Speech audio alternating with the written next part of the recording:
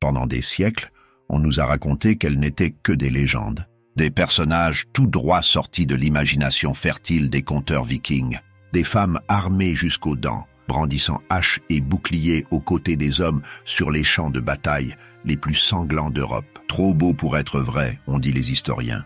Mais voilà qu'en 2017, une découverte archéologique en Suède vient bouleverser tout ce qu'on croyait savoir. Dans une tombe datant du 10e siècle, entouré d'épées, de lances et de chevaux, repose un guerrier de haut rang. Sauf que ce guerrier, c'est une femme. Les Shield Maiden, ces guerrières aux boucliers qui hantent les sagas nordiques, auraient-elles réellement existé?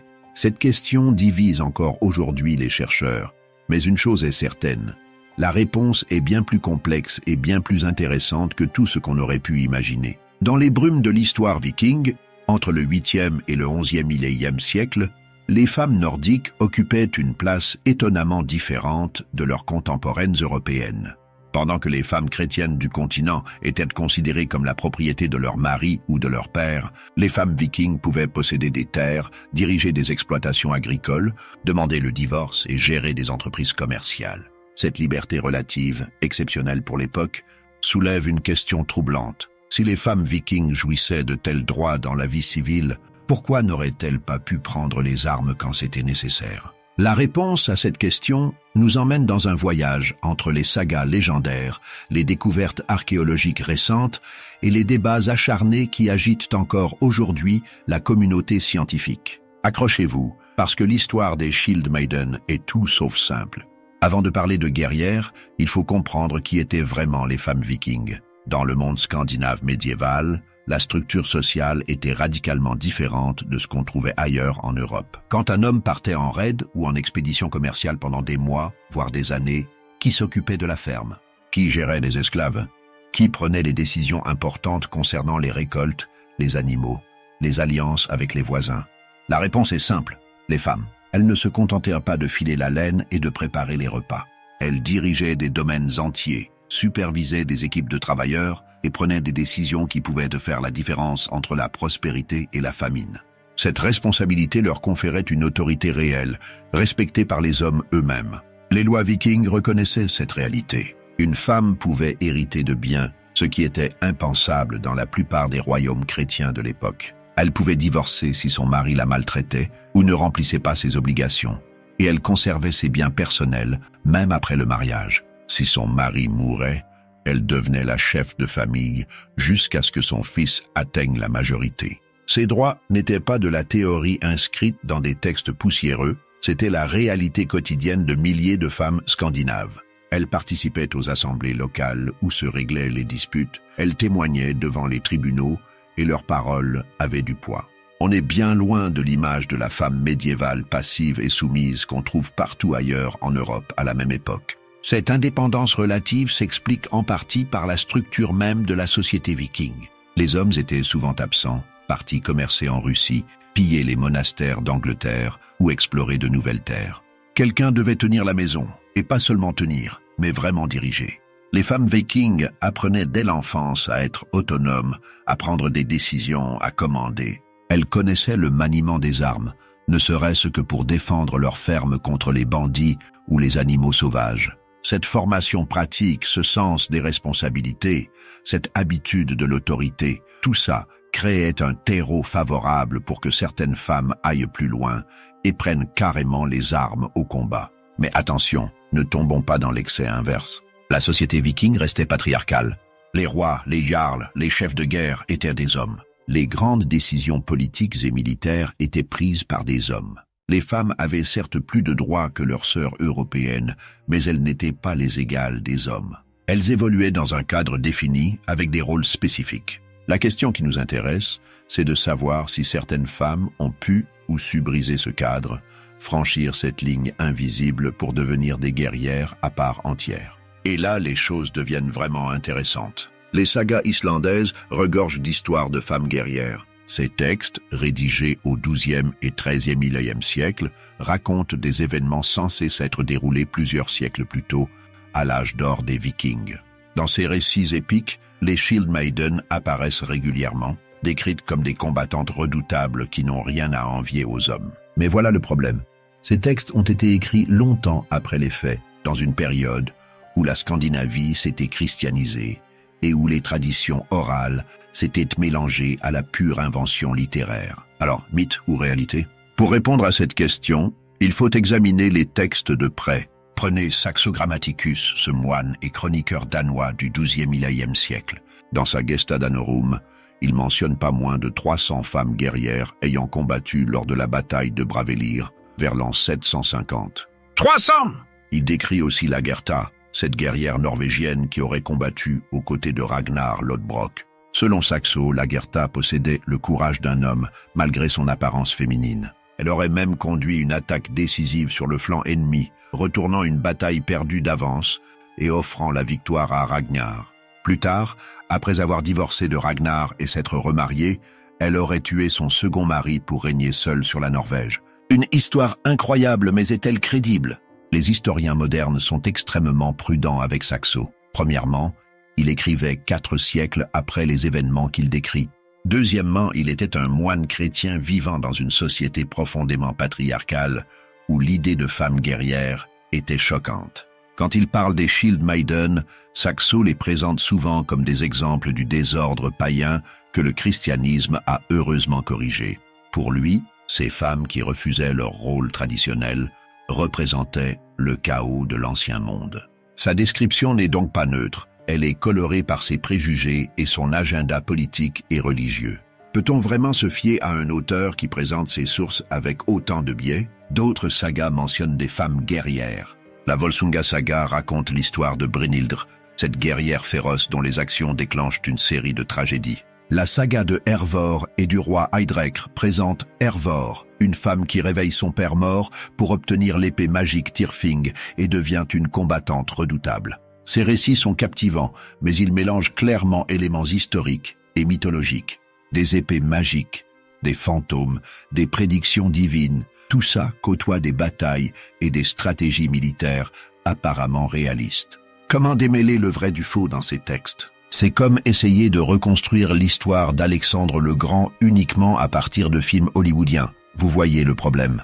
Pourtant, rejeter complètement ces textes serait une erreur. Les sagas contiennent des détails précis sur la vie quotidienne, les pratiques sociales, les routes commerciales vikings qui se sont révélées exactes quand on a pu les vérifier par l'archéologie. Si elles sont précises sur tant de choses, pourquoi mentiraient-elles spécifiquement sur l'existence de femmes guerrières? Une théorie fascinante suggère que ces récits préservent la mémoire de femmes réelles, mais que leurs histoires ont été amplifiées, dramatisées, transformées au fil des générations de conteurs. La Lagertha de Saxo pourrait être une vraie guerrière norvégienne dont l'histoire a été enrichie d'éléments légendaires.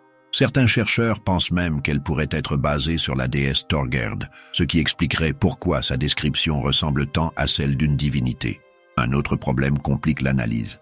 Les sagas ont été écrites pendant la période chrétienne, plusieurs siècles après la conversion de la Scandinavie. Les auteurs voulaient préserver les anciennes traditions tout en les adaptant aux valeurs chrétiennes. Cette tension se voit dans le traitement des femmes guerrières. D'un côté, elles sont présentées comme courageuses et admirables. De l'autre, elles finissent souvent mal, punies pour leur transgression des rôles de genre. Cette ambiguïté reflète peut-être l'ambiguïté réelle de la position des femmes guerrières dans la société viking.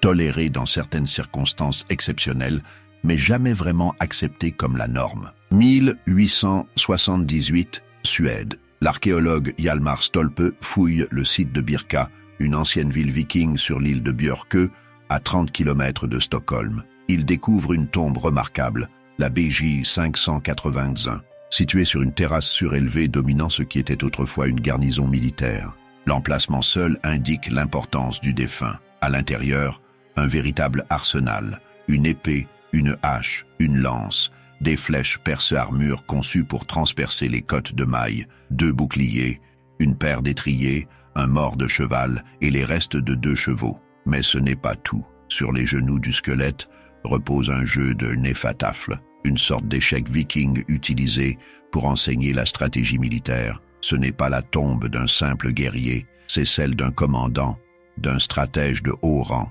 Pendant 140 ans, personne ne remet en question l'identité du défunt. C'est un homme, évidemment. Qui d'autre pourrait être enterré avec un tel équipement militaire? Cette conviction est tellement ancrée qu'aucune analyse des ossements n'est réalisée. L'équipement définit le genre. Point final. Jusqu'en 2014, quand une archéobiologiste du nom d'Anna Kjellström décide d'examiner réellement le squelette. Elle analyse le bassin et la mandibule, selon les méthodes modernes d'ostéologie. Ses conclusions sont sans appel. Ces os appartiennent à une femme. La nouvelle provoque un séisme dans la communauté scientifique. Des voix s'élèvent immédiatement pour contester. Les os auraient pu être mélangés avec ceux d'autres tombes au fil du temps. Ou peut-être qu'on a simplement confondu les étiquettes dans les réserves du musée pendant ces 140 ans. Pour répondre à ces objections, une équipe menée par Charlotte Edenstierna Jonsson décide d'aller plus loin. En 2017, il publie une étude incluant une analyse ADN. Les résultats sont catégoriques. L'ADN est féminin,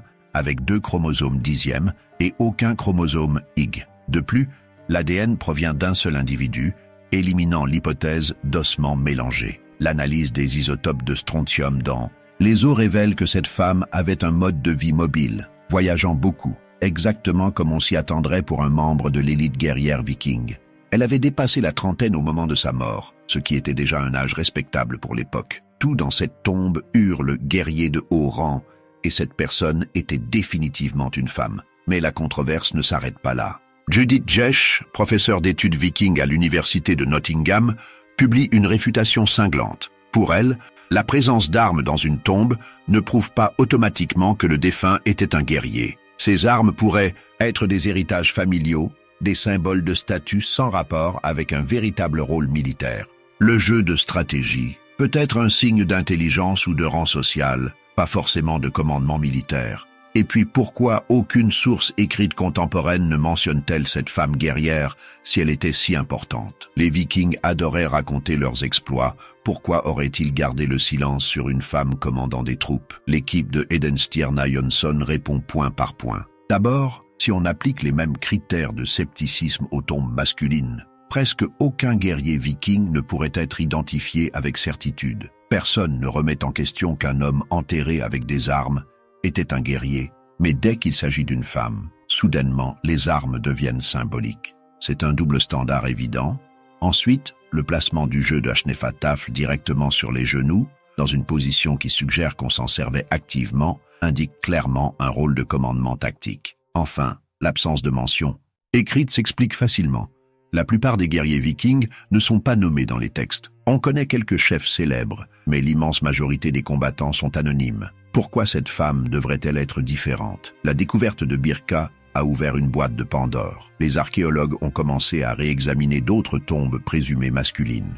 Combien de guerriers étaient en fait des guerrières? Simplement parce qu'on n'a jamais pris la peine de vérifier. Une chose est certaine, la guerrière de Birka a prouvé qu'au moins une femme viking de haut rang a été enterrée avec tous les honneurs réservés aux commandants militaires. Était-elle une exception unique ou la pointe visible d'un iceberg beaucoup plus grand? Le débat continue, mais les certitudes d'hier ont volé en éclats. On ne peut plus affirmer avec assurance que les femmes guerrières vikings étaient impossibles. Birka n'est pas un cas isolé. D'autres découvertes archéologiques suggèrent que des femmes vikings ont pu porter les armes, même si aucune n'est aussi spectaculaire que la tombe BJ 581. En 2012, une figurine en argent a été découverte à Arby, au Danemark. Elle représente une femme tenant un bouclier dans la main gauche et une épée droite dans la main droite. Cette figurine date de l'époque viking et montre clairement qu'on représentait des femmes armées dans l'art de l'époque. Certes,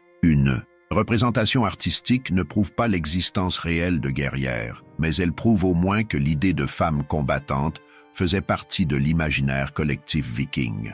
On ne représente pas des choses complètement étrangères à sa culture. D'autres tombes féminines contiennent des armes, même si les contextes sont moins clairs que celui de Birka. Le problème, c'est qu'avant les années 2010, les archéologues ne testaient pas systématiquement le sexe des squelettes trouvés avec des armes. Ils supposaient simplement que c'étaient des hommes. Cette hypothèse de départ a biaisé des décennies de recherche. Combien de tombes cataloguées comme guerriers masculins dans les musées européens contiennent en réalité des femmes? Impossible à dire sans entreprendre un programme massif de réanalyse, ce qui coûterait une fortune. Mais quelques cas ont été réexaminés, et certains révèlent des surprises. Des broches de l'époque viking montrent des femmes équipées d'armures, portant lances, boucliers et épées. Ces objets étaient de portée au quotidien par les Vikings, pas conservés dans des temples ou des lieux sacrés. Ça suggère que l'image de la femme armée était assez courante pour figurer sur des objets de tous les jours. Bien sûr, on peut argumenter qu'il s'agit de représentations mythologiques, de valkyries, plutôt que de guerrières humaines. La frontière entre les deux est floue dans l'art viking. Les valkyries elles-mêmes pourraient être des versions mythifiées de vraies guerrières, une façon d'élever au rang divin des femmes qui avaient réellement combattu. L'absence de traces de blessures sur le squelette de Birka intrigue certains chercheurs. Si cette femme était vraiment une guerrière active, ne devrait-elle pas montrer des signes de combat, des os cassés puis ressoudés, des marques de coups d'épée? L'argument paraît logique, mais il ne tient pas. D'abord, tous les guerriers ne portent pas de blessures visibles sur leur squelette. Beaucoup meurent de causes naturelles ou de blessures aux tissus mous qui ne laissent pas de traces sur les os. Ensuite, l'absence de blessures pourrait indiquer qu'elle était justement une commandante dirigeant les troupes depuis l'arrière, plutôt que combattant au corps à corps. Le jeu de stratégie sur ses genoux va dans ce sens. Elle planifiait les batailles, elle ne se jetait pas forcément dans la mêlée, un point rarement mentionné. Les Vikings pratiquaient la crémation pour une bonne partie de leurs morts. Les corps brûlés ne laissent que peu de traces exploitables pour l'analyse moderne. Combien de guerrières ont été réduites en cendres? Leurs histoires perdues à jamais. On ne le saura jamais. L'archéologie ne peut nous donner qu'un aperçu fragmentaire du passé.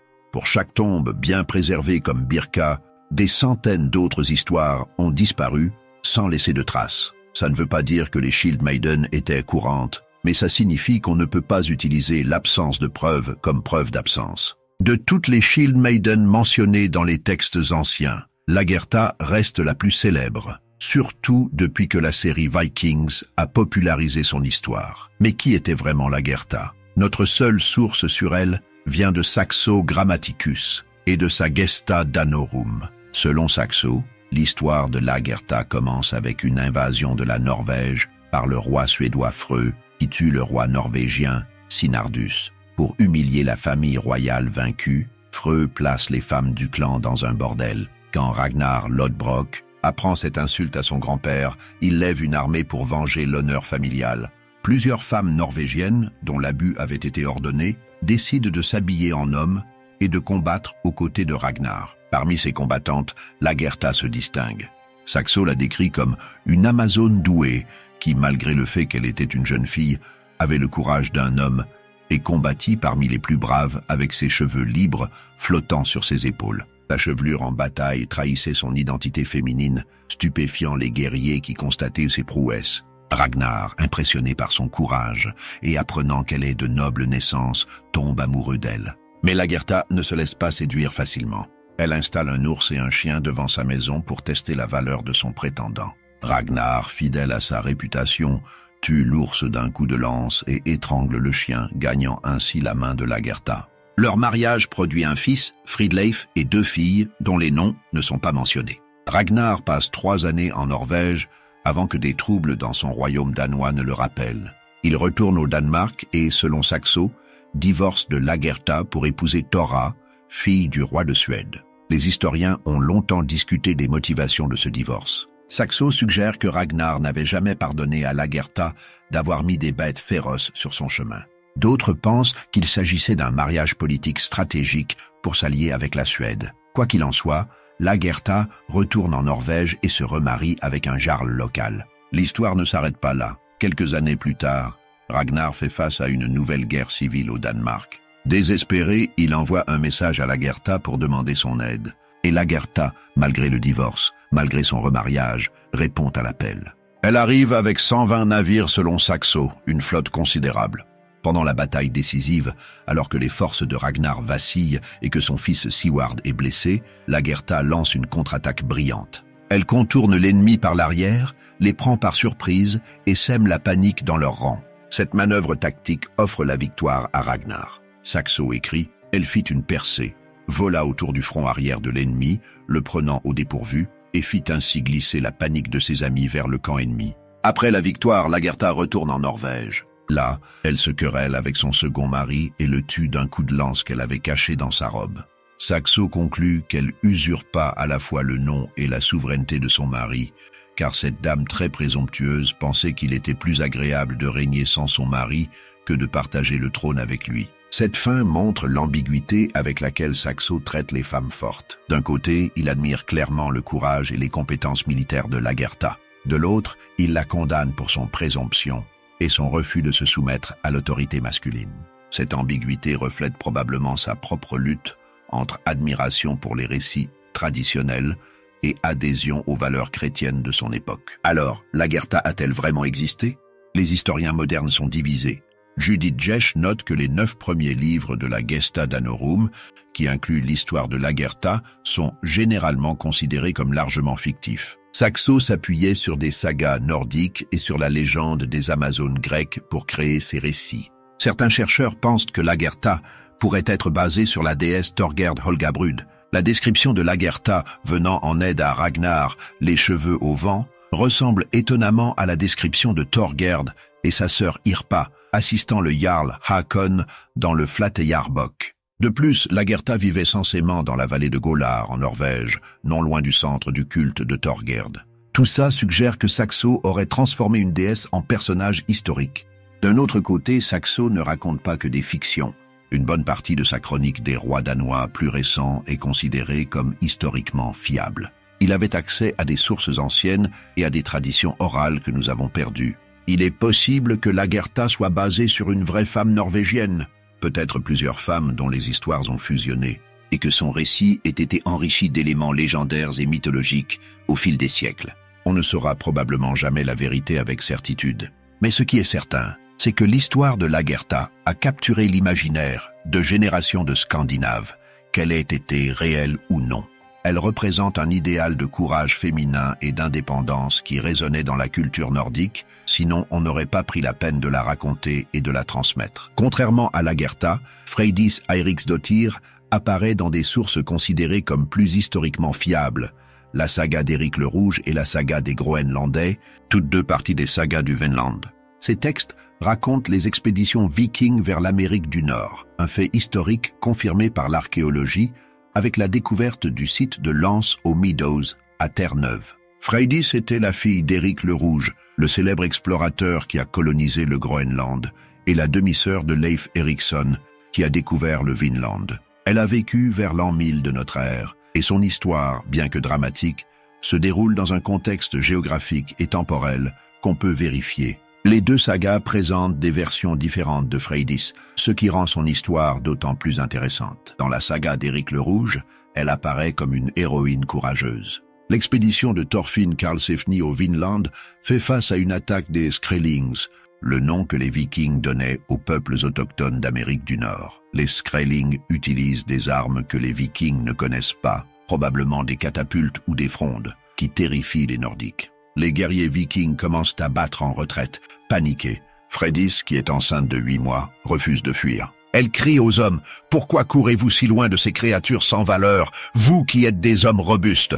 Il me semble pourtant que vous pouvez les abattre comme vous savez le faire avec le bétail. Donnez-moi une arme. Je pense pouvoir me battre bien mieux que n'importe lequel d'entre vous. Les guerriers ne l'écoutent pas et continuent leur retraite. Freydis, malgré sa grossesse avancée, décide de prendre part au combat. Elle trouve le cadavre d'un compagnon tombé, s'empare de son épée et se retrouve face aux Skrellings. Dans un geste spectaculaire, elle déchire ses vêtements, révèle sa poitrine nue et frappe son sein avec le plat de l'épée, tout en poussant un cri de guerre terrifiant.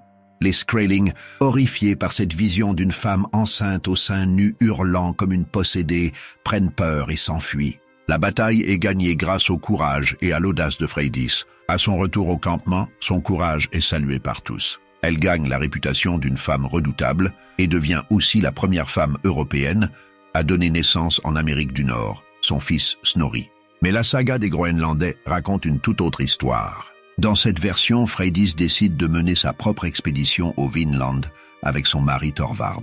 Elle convainc 2 frères islandais, Helgi et Finnbogi, de se joindre à elle, promettant de partager équitablement les profits. Chaque navire devait transporter 30 guerriers, mais Freydis triche en secret et embarque 35 hommes sur son navire. Une fois arrivé au Vinland, les tensions montent rapidement. Freydis se querelle avec les frères islandais pour des questions de ressources et de logement. Elle ment alors à son mari, prétendant que Helgi et Finnbogi l'ont insulté et maltraité. Enragé, Torvar et ses hommes attaquent les Islandais pendant la nuit et tuent tous les hommes.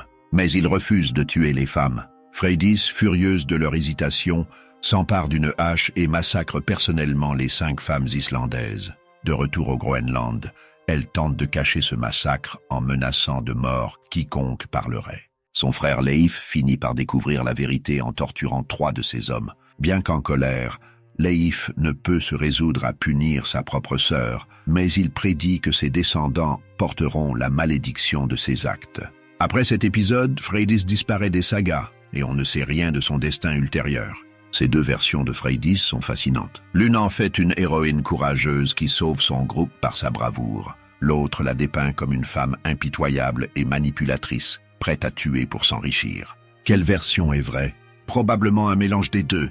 Les Islandais qui ont écrit ces sagas avaient leurs propres agendas. La saga d'Éric le Rouge, plus favorable à la famille d'Éric, présente Freydis positivement.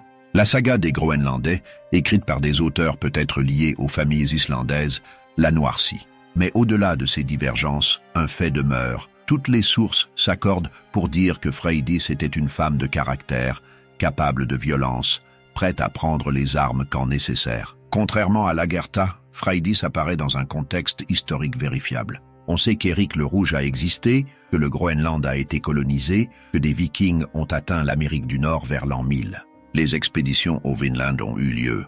Dans ce cadre historique réel, Freydis représente une figure plus crédible qu'une guerrière purement légendaire. Elle n'était peut-être pas une combattante professionnelle comme la femme de Birka, mais elle était manifestement prête à se battre quand c'était nécessaire. Son histoire montre qu'au moins certaines femmes vikings accompagnaient les expéditions dangereuses et participaient au combat quand la situation l'exigeait.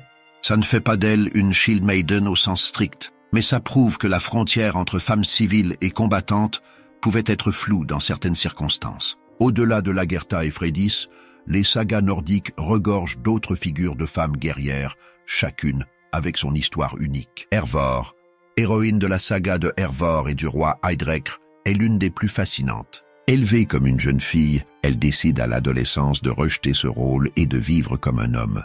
Elle s'habille en vêtements masculins, prend un nom masculin et rejoint une bande de vikings. Quand elle apprend que son père, mort depuis longtemps, possédait l'épée magique Tyrfing, elle se rend sur son tumulus, invoque son fantôme et lui arrache l'épée malgré ses avertissements. Armée de Tyrfing, Hervor mène une vie de guerrière et de viking avant de finalement se marier et d'avoir des enfants. Son histoire illustre le thème récurrent dans les sagas de femmes qui choisissent temporairement la vie de guerrière avant de retourner à un rôle féminin plus traditionnel. Brynhildr, ou Brunehilde, apparaît dans plusieurs sagas, notamment la Volsunga saga. Son histoire mélange encore plus clairement éléments humains et divins. Elle est présentée tantôt comme une valkyrie déchue, tantôt comme une princesse guerrière. Dans certaines versions, Odin la punit en la plongeant dans un sommeil magique entouré de flammes pour avoir désobéi à ses ordres. Seul un héros assez courageux pour traverser le cercle de feu peut l'éveiller. Sigurd accomplit cet exploit et ils tombent amoureux. Mais l'histoire tourne au drame à cause de trahison et de sorts d'oubli. Brynhildr finit par organiser le meurtre de Sigurd avant de se suicider pour le rejoindre dans la mort.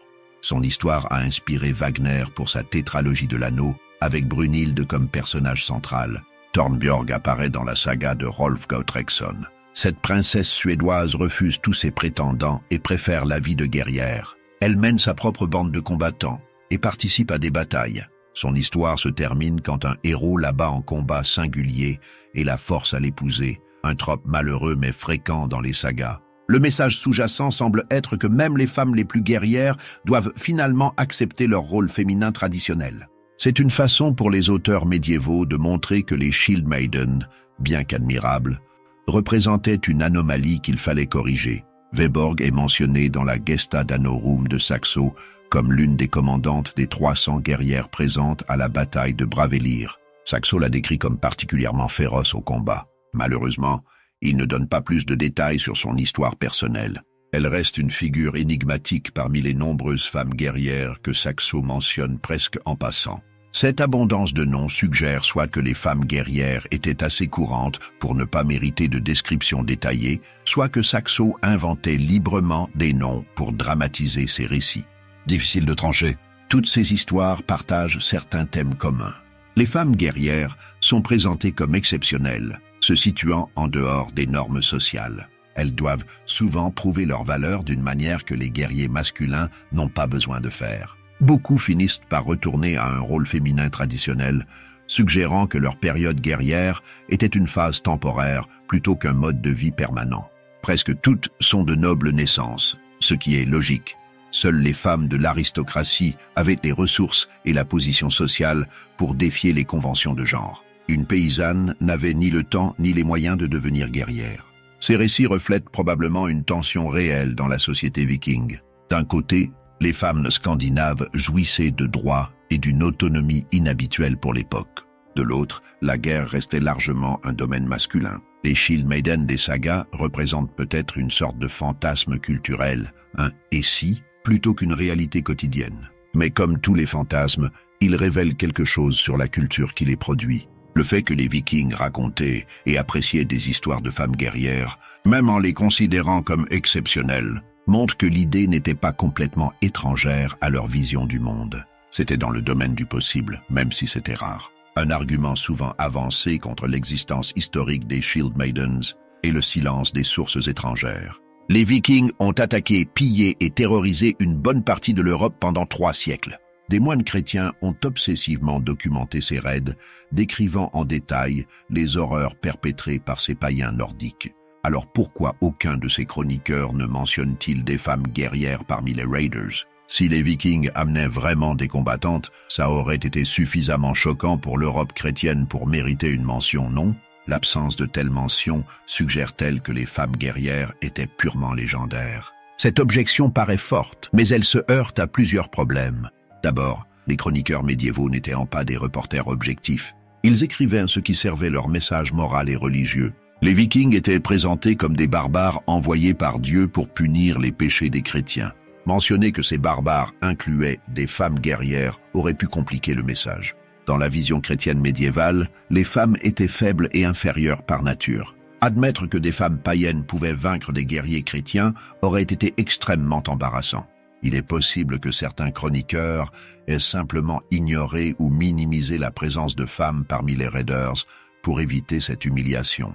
Un cas intéressant vient de Byzance. L'historien byzantin Jean Skylitzès rapporte que lors de la bataille de Dorostolon en 971, les Byzantins furent surpris de découvrir des cadavres de nombreuses femmes armées parmi les troupes de Sviatoslav Ier de Kiev. Ces femmes combattaient aux côtés des guerriers russes, descendants de Vikings qui s'étaient installés en Europe de l'Est. Skylitzès note cet événement comme remarquable, suggérant que les femmes guerrières n'étaient pas courantes même parmi les Scandinaves, mais qu'elles existaient.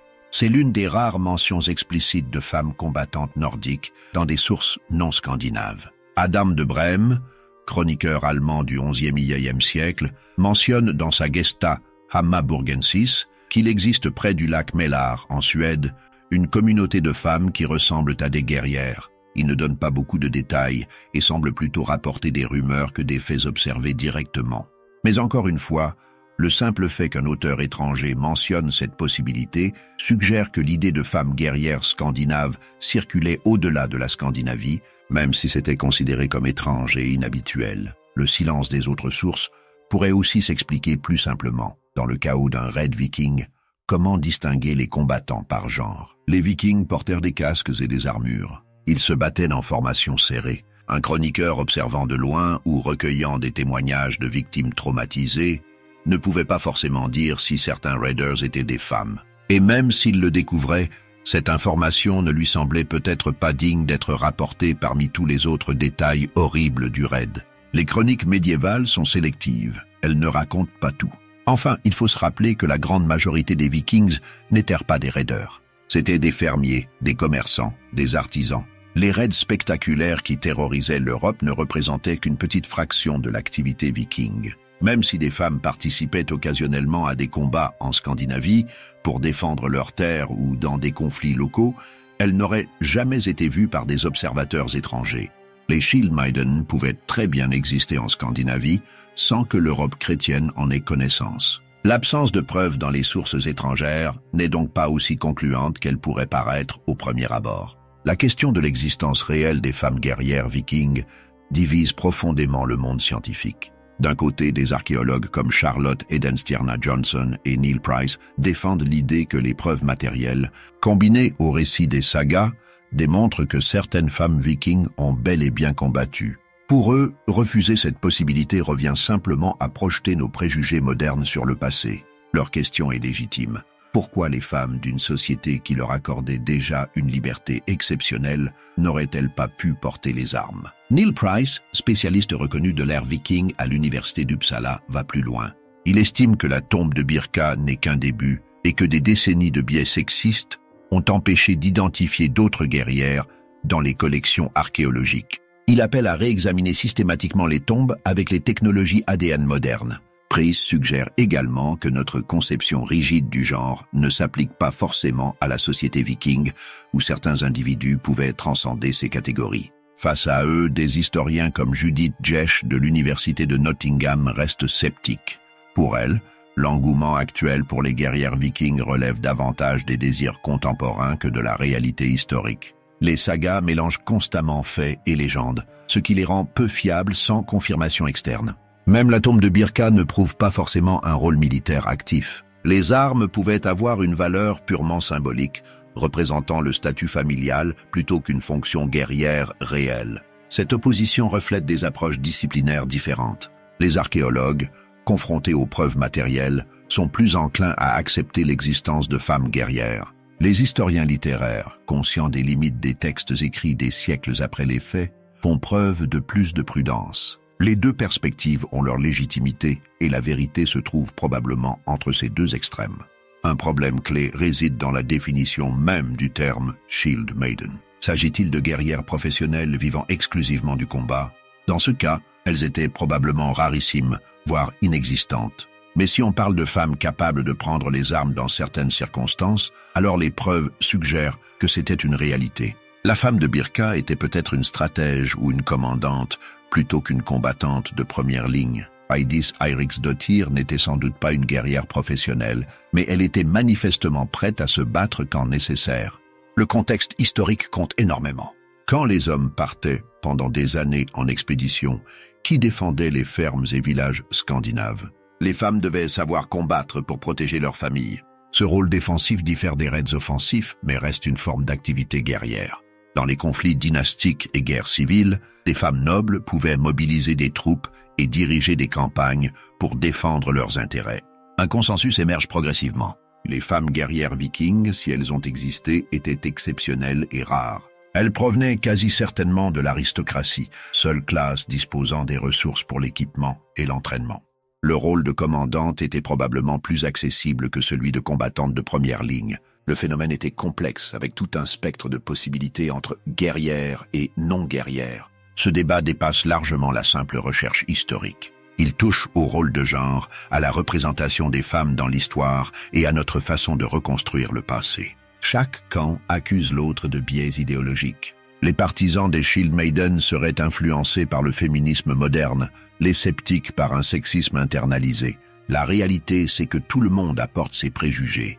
Pendant des décennies, les archéologues n'ont même pas envisagé que des tombes armées puissent appartenir à des femmes. Ce biais androcentrique a certainement conduit à de nombreuses erreurs d'identification. Le reconnaître ne signifie pas qu'il faut maintenant voir des femmes partout, mais qu'il faut vérifier plutôt qu'assumer. Les séries comme Vikings et Vikings, Valhalla compliquent le débat. Elles créent des personnages fascinants, mais restent de la fiction, pas de la reconstitution historique. Le danger est que le public confonde ces représentations spectaculaires avec la réalité, créant des attentes irréalistes sur ce que les preuves révèlent vraiment. Cependant, cet intérêt populaire a aussi des effets positifs. L'attention médiatique sur Birka a généré des financements pour de nouvelles recherches. Des tombes qui auraient été cataloguées rapidement font maintenant l'objet d'analyses approfondies. Sans cet engouement public, beaucoup de ces travaux n'auraient jamais été menés. On ne peut parler de Shield Maiden sans évoquer les Valkyries, ces guerrières divines de la mythologie nordique qui choisissaient les morts au combat pour les emmener au Valhalla. Quel lien existe-t-il entre ces figures mythiques et d'éventuelles guerrières réelles? Certains pensent que les Valkyries sont des versions mythifiées de vraies guerrières. D'autres croient l'inverse. Les femmes auraient tenté d'incarner cet idéal divin. Les Vikings voyaient clairement un lien entre les deux. Plusieurs Shield Maiden des sagas sont comparés aux Valkyries. Cette connexion suggère que pour eux, la frontière entre guerrière humaine et être divin était floue. Le fait qu'ils vénéraient les Valkyries indique que l'idée de femmes combattantes occupait une place importante dans leur imaginaire. Les Shield Maiden se situent quelque part entre mythe et réalité. Elles ont existé, mais pas exactement comme les sagas les décrivent. Elles étaient rares, mais pas impossibles. Exceptionnelles, mais pas mythiques. Cette zone grise est inconfortable pour ceux qui veulent des réponses tranchées, mais c'est probablement là que se trouve la vérité historique. Les Shield Maiden nous rappellent que le passé était plus complexe et diversifié qu'on ne le pense. Les rôles de genre que nous considérons comme universels ont en fait considérablement varié à travers les époques et les cultures. Leur véritable héritage n'est peut-être pas dans les faits bruts de leur existence, mais dans les questions qu'elles soulèvent sur qui nous sommes et qui nous pouvons être.